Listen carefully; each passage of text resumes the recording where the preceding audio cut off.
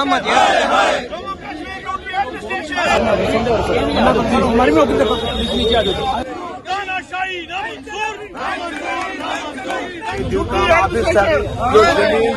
जो जमीन का ऑर्डर जो निकाला है गवर्नमेंट ने, और एलजी साहब से रिक्वेस्ट करते हैं कि उसको रिवोक किया जाए, इस काले कानून को वापस लिया जाए।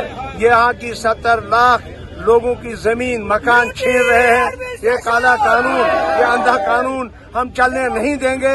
अगर इन्होंने वापस नहीं लिया तो हर डिस्ट्रिक्ट में 18 तारीख के बाद जीएपी पार्टी जो है वो प्रदर्शन करेगी, वो अमन से वहाँ एहतजाज करेगी, ताकि उससे पहले ये ऑर्डर अपना वापस ले लें।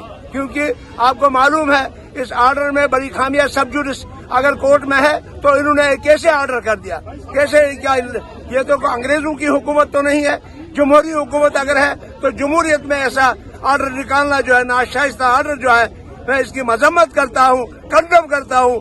हमारी पार्टी इसको कंडम करती है। फौरी तौर पर एलजी साहब को इसको वापस लेना चाहिए।